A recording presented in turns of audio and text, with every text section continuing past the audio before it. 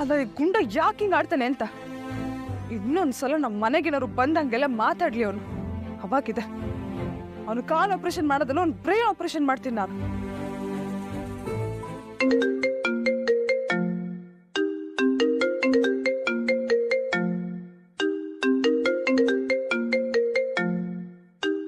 ಅಯ್ಯೋ ಯಾರಪ್ಪ ಇದು ಅನ್ನೋ ನಂಬರ್ ಇಷ್ಟೊತ್ತಲ್ಲಿ ಈ ಗುಂಡೆ ಏನಾದ್ರು ಮತ್ತೆ ಪೊಲೀಸ್ ಹತ್ರ ತಗ್ಲಾಕೊಂಡ ಇಷ್ಟೊತ್ತಲ್ಲಿ ಯಾರಾದ್ರೂ ಫೋನ್ ಮಾಡಿದ್ರೆ ಭಯ ಆಗತ್ತೆ ನನಗೆ ಹಲೋ ಹಲೋ ವೇದ ನಾನಮ್ಮ ಸೀನಾ ಅದೇ ಬೋಂಡ ಸೀನಾ ಸೀನಣ್ಣ ಅಣ್ಣ ಹೇಗಿದ್ದೀರಾ ಕೈ ಹೇಗಿದೆ ಇವಾಗ ಪರವಾಗಿಲ್ಲಮ್ಮ ಗಾಯ ವಾಸಿಯಾಗೋದಕ್ಕೆ ಇನ್ನೂ 6 ತಿಂಗಳು ಬೇಕಂತೆ ಅಣ್ಣ ನೀವೇನು ಚಿಂತೆ ಮಾಡಬೇಡಿ ಎಲ್ಲ ಸರಿ ಹೋಗುತ್ತೆ ಸಾರಿ ಅಣ್ಣ ನಿಮ್ಮ ಫೋನ್ ನಂಬರ್ ನನ್ನ ಹತ್ರ ಇರಲಿಲ್ಲ ಅದಕ್ಕೆ ಫೋನ್ ಮಾಡಿ ವಿಚಾರಿಸೋಕ್ಕಾಗಿಲ್ಲ ಅಮ್ಮ ಹೇಗಿದ್ದಾರೆ ಚೆನ್ನಾಗಿದ್ದಾರಮ್ಮ ಜೀವನ ಹೇಗೆ ನಡೀತಿದೆ ಅಣ್ಣ ಐ ಮೀನ್ ಕಷ್ಟದ ಕುಟುಂಬ ಅಂತ ಕೇಳ್ಪಟ್ಟಿದ್ದೆ ನಿಮ್ಮ ಅಕೌಂಟ್ ನಂಬರ್ ಕಳಿಸಿ ನನಗೆ ನಿಮ್ಮ ಮಾತೆ ಸಾಕು ವೇದ ಹಣ ಎಲ್ಲ ಏನೂ ಬೇಡ 1ನೇ ತಾರೀಕಾದರೆ ಸಂಬಳ ನನ್ನ ಅಕೌಂಟ್ ಬಂದ್ಬಿಡುತ್ತೆ ಸಂಬಳನಾ ಗ್ಯಾರೇಜಲ್ಲಿ ನಮ್ದೊಂದು ರೂಲ್ಸ್ ಇದೆ ಎಷ್ಟೇ ಸಂಪಾದನೆ ಮಾಡಿದ್ರು ಸಂಬಳ ಮಾತ್ರ ತಗೋಬೇಕು ಉಳ್ದಿರೋದು ಹಾಗೇ ಇರುತ್ತೆ ಅದನ್ನೇನು ಮಾಡ್ತೀರಾ ವ್ಯಾಪಾರಗಳು ಒಂದೇ ಥರ ಇರಲ್ವಲ್ಲಮ್ಮ ಡೆಲ್ಲಾದಾಗ ಉಳ್ದಿರೋ ದುಡ್ಡನ್ನ ಸಂಬಳ ಅಂತ ತಗೋತೀವಿ ಇದು ವಿಕ್ರಮ್ ಮಾಡಿರೋ ರೂಲ್ಸು ಈಗ ನಾನು ಕೆಲಸ ಮಾಡದೇ ಇದ್ರು ನನ್ನ ಗೆಳೆಯರು ನಮ್ಮ ಮನೆಗೆ ತಲುಪಿಸ್ತಾರೆ ನೀನು ವಿಕ್ರಮ್ ದೂರ ಆಗೋದ್ರಿ ಅಂತ ಕೇಳ್ಪಟ್ಟೆ ಅದನ್ನು ಕೇಳಿ ನನ್ನ ಮನಸ್ಸಿಗೆ ತುಂಬಾ ಬೇಜಾರಾಯಿತು ನಿನ್ನನ್ನು ಬಿಟ್ಟರೆ ವಿಕ್ರಮ್ನ ಅರ್ಥ ಮಾಡ್ಕೊಳ್ಳೋ ಹುಡುಗಿರೇ ಸಿಗಲ್ಲ ಅವಳು ಯಾರ ಜೊತೆ ಬೇಕಾದ್ರೂ ನಿಶ್ಚಿತಾರ್ಥ ಮಾಡ್ಕೊಳ್ಳಿ ಆದರೆ ನಮ್ಮ ತಾಯನೆಗೂ ಈ ಮದುವೆ ನಡೆಯಲ್ಲ ನೋಡ್ತಾ ಇರೋ ಯಾಕಣ್ಣ ಹೀಗಂದ್ಬಿಟ್ರಿ ಹ್ಞೂ ತಂಗವ ನನ್ನ ಮನ್ಸು ಹೇಳ್ತದೆ ನಡೆಯಲ್ಲ ಈ ಮದುವೆ ನೀನೇನು ಯೋಚನೆ ಮಾಡ್ಬೇಡ ತಂಗವ ವಿಕ್ರಮ್ ನಿನಗೆ ಅಂತ ದೇವರು ಬರ್ದಿರೋ ಹೆಸರು ಬಿಟ್ಟೋಗಲ್ಲ ಅವ್ನು ನಿನ್ನ ಅಣ್ಣ ನನ್ನ ಕಷ್ಟದ ಸಮಯದಲ್ಲಿ ಹೀಗೆ ಫೋನ್ ಮಾಡಿ ಮಾತಾಡಿದ್ರಲ್ಲ ನಂಗೆ ನಿಜ ತುಂಬ ಧೈರ್ಯ ಬಂತು ಅಣ್ಣ ನಾನು ಫೋನ್ ಮಾಡಿದ್ದೆ ಒಂದು ಮುಖ್ಯವಾದ ವಿಷಯ ಹೇಳೋದಕ್ಕೆ ಏನಣ್ಣ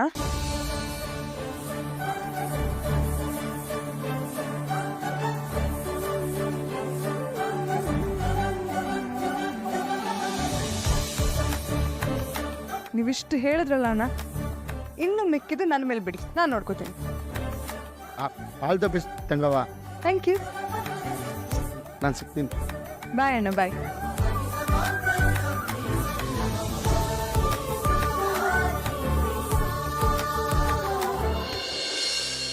ಬನ್ನಿ ಅತ್ತೆ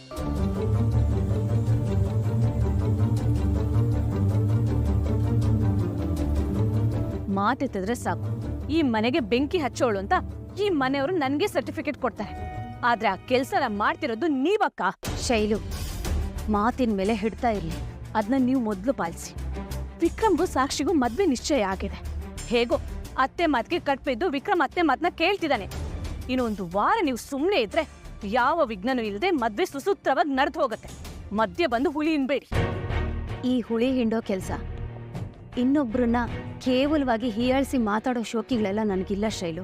ನೋಡಿದ್ರತ್ತೆ ಮಾಡೋದ್ನೆಲ್ಲ ಮಾಡ್ಬಿಟ್ಟು ಹೇಗ್ ಮಾತಾಡ್ತಿದ್ದಾರೆ ಅಂತ. ಅತ್ತೆ ಈಗ ನಾನು ಏನ್ ತಪ್ಪು ಮಾಡಿದೆ ಅಂತ ಇವಳು ನನ್ನ ಮೇಲೆ ಇಷ್ಟೊಂದು ಕೋಪ ಮಾಡ್ಕೋತಿದ್ದಾಳೆ.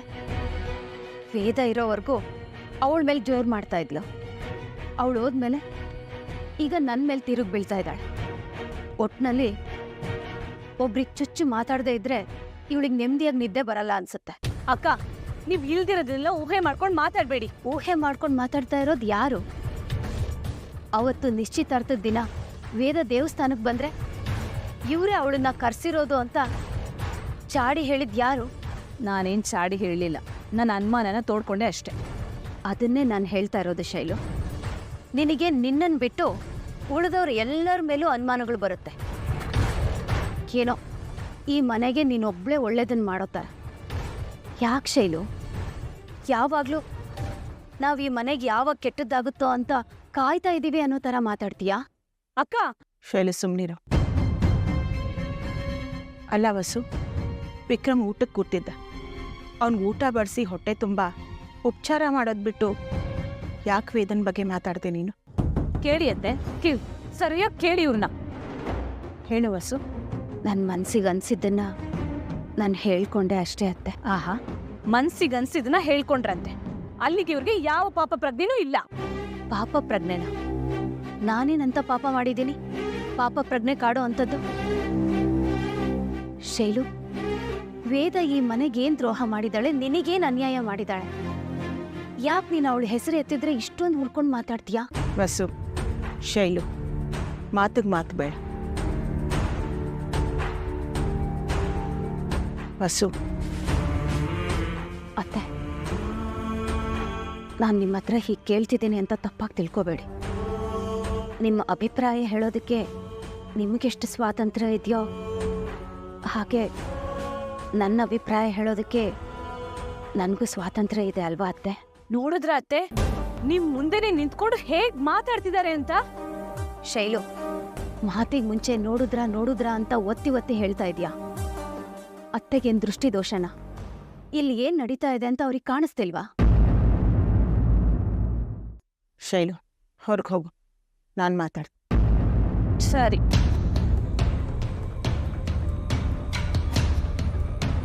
ವಸು, ನೀನು ಈ ಮನೆ ಹಿರಿ ಸೊಸೆ. ನನ್ನ ನಂತರದ ಜವಾಬ್ದಾರಿಗಳೆಲ್ಲ ನಿಂದು. ಮನೆಯವರೆಲ್ಲ ಶುಭ ಕಾರ್ಯ ಮಾಡಬೇಕು ಅಂತ ಹೊರಟಿದ್ದೀವಿ. ನಡುವೆ ನೀನು ತದ್ವಿರುದ್ಧವಾಗಿ ಮಾತಾಡೋದು ತಪ್ಪಲ್ವಾ? ಅವಳನ್ನ ಈ ಮನೆ ನಿಲ್ಲಿಸ್ಕೊಳಕ್ಕಾಗಲಿಲ್ಲ ಅನ್ನೋ ನೋವು ನನಗೆ ಪ್ರತಿ ಕ್ಷಣ ಕಾಡ್ತಿದೆ. ನಿನ್ನ ಹತ್ರ ಹೇಳ್ಕೊಳಕ್ಕೆ ನನಗೇನೂ ಇಲ್ಲ ವಸು. ನಾನೇನು ಇಷ್ಟಪಟ್ಟು ಮದುವೆ ಮಾಡ್ತಿದ್ದೀನ? ಇಲ್ವೇ, ಇಲ್ಲದೆ ಮಾಡ್ತಾ ಇದ್ದೀನಿ. ಹೇಗೋ ಕಷ್ಟಪಟ್ಟು ಅವನಿಗೊಪ್ಸಿದ್ದೀನಿ.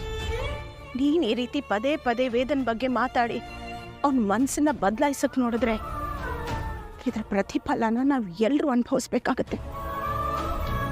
ದಯವಿಟ್ಟು ಅರ್ಥ ಮಾಡ್ಕೊ. ಅತ್ತೆ, ವಿಕ್ರಮ್ ಬಗ್ಗೆ ನಿಮ್ಗೆ ಎಷ್ಟು ಪ್ರೀತಿ ಇದೆ ಅಂತ ನನಗೆ ಗೊತ್ತು. ವಿಕ್ರಮ್ ನಿಮಗೆ ಮಾತ್ರ ಮಗ ಅಲ್ಲ, ಅವನು ನನಗೂ ಮಗ ಇದ್ದ ಹಾಗೆ.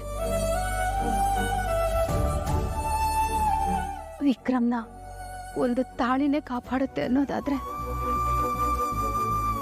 ಆ ತಾಳಿ ವೇದದಾಗಿರ್ಲಿ ಅಂತ ನಾನು ಬಯಸ್ತೀನಿ ಅಷ್ಟೆ.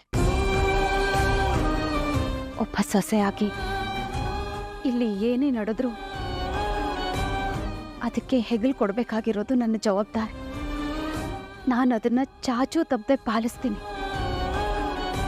ಮನಸ್ಸನ್ನ ಸಾಯಿಸ್ಕೊಂಡಾದ್ರೂ ಸರಿ. ನಾಳೆ ದಿನ ಅವನೇನಾದರೂ ಮನ್ಸು ಬದಲಾಯಿಸ್ಕೊಂಡು ಮದುವೆನೇ ಬೇಡ ಅಂದ್ಬಿಟ್ರೆ ನಿಮ್ಮ ಮಗ ಕೊಟ್ಟಿರೋ ಮಾತಿನ ಮೇಲೆ ನಿಮಗೆ ನಂಬಿಕೆ ಇಲ್ವಾ? ಅತ್ತೆ, ನಿಮ್ಗೊಂದು ಮಾತು ಹೇಳ. ನಾನು ನನ್ನ ಮನಸ್ಸಲ್ಲಿರೋ ನೋವನ್ನೆಲ್ಲ ಹೇಳ್ಕೊತೀನಿ. ನೀವು ಹೇಳ್ಕೊತಿಲ್ಲ. ನನಗೂ ನಿಮಗೂ ಇರೋ ವ್ಯತ್ಯಾಸ ಅಷ್ಟೇ. ನಿಮ್ಮ ವಿರುದ್ಧವಾಗಿ ಮಾತಾಡಿ ನಿಮ್ಮ ಮನಸ್ಸಿಗೆ ನೋವು ಮಾಡಿದ್ರೆ ನನ್ನನ್ನು ಕ್ಷಮಿಸ್ಬಿಡಿ ಅತ್ತೆ.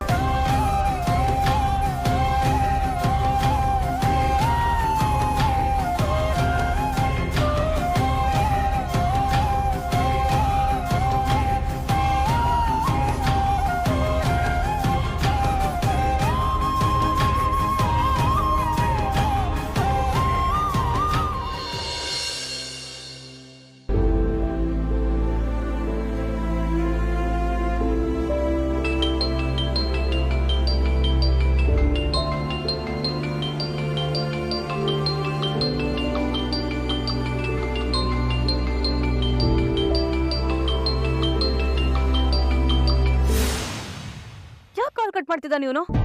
ಇಂಥ ಟೈಮಲ್ಲಿ ಏನಂತ ಬೇಸಿ ಮಾಡಕ್ ಕೆಲಸ ಇಲ್ಲ ಅನ್ಸತ್ತೆ. ಹೊತ್ತಿಲ್ಲದ ಹೊತ್ತಲ್ಲಿ ಕಾಲ್ ಮಾಡ್ತಾ.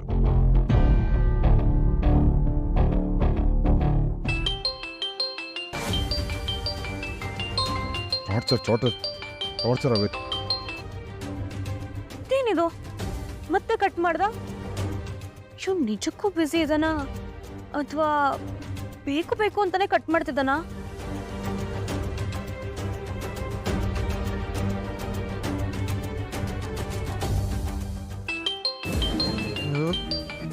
ಏಯ್, ಯಾಕೆ ಪದೇ ಪದೇ ಕಾಲ್ ಮಾಡಿ ಇರಿಟೇಟ್ ಮಾಡ್ತಿದ್ಯಾ? ಮಾಡೋ ಕೆಲಸ ಇಲ್ವ ನಿನಗೆ? Hello sir. ಹಲೋ ಬೇತಾಳ, ಸಾರಿ, ಅದು ಯಾರೋ ಆಗ್ಲಿಂದ ಮೇಲಿಂದ ಮೇಲೆ ಕಾಲ್ ಮಾಡಿ ಟಾರ್ಚರ್ ಕೊಡ್ತಾ ಇದ್ರು. ಅದಕ್ಕೆ ಕೋಪದಲ್ಲಿ. ಪರವಾಗಿಲ್ಲ. ಅಂದಾಗೆ ಏನು ಮ್ಯಾಟ್ರ್ ಬೇತಾಳ, ಈ ಟೈಮಲ್ಲಿ ಕಾಲ್ ಮಾಡಿದ್ಯಾ? ಆರಾಮಾಗಿದೆಯಾ ತಾನೆ? ಇಲ್ಲ ಗುಂಡ, ಅದು ನಾನು ಒಂದು ಪ್ರಾಬ್ಲಮ್ ಸಿಕ್ಕಾಕೊಬಿಟ್ಟಿದ್ದೀನಿ. ಅರ್ಜೆಂಟಾಗಿ ಮನೆಗೆ ಬಾ. The person you are calling is currently busy. Please call again later. Problem ಏನಾಯ್ತು? ಅಯ್ಯೋ, ಅದೆಲ್ಲ ನಾನು ಹೇಳಕ್ಕಾಗಲ್ಲ ಗುಂಡ. ನಿನ್ ಮನೆಗೆ ಬಾ, ನಿಂಗೆ ಗೊತ್ತಾಗುತ್ತೆ. ಅಲ್ಲ, ಪ್ರಾಬ್ಲಮ್ ಏನು ಅಂತ ಗೊತ್ತಾದ್ರೆ ತಾನೆ ನಾನು ಏನು ಮಾಡ್ಬೋದು ಅಂತ ಯೋಚನೆ ಮಾಡ್ಬೋದು. ಅಯ್ಯೋ, ಅದೆಲ್ಲ ನಂಗೆ ಹೇಳಕ್ ಟೈಮ್ ಇಲ್ಲ ಗುಂಡ. ನೀನ್ ಬೇಗ ಬಾ, ಹೇಳ್ತೀನಿ ಮನೆಗೆ. ಹಲೋ,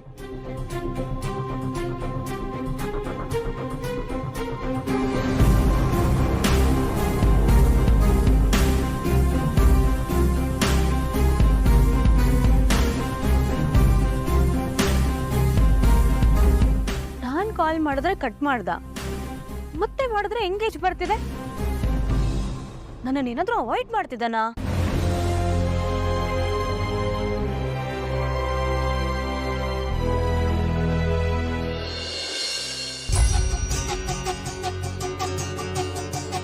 ಬೇತಾಳ,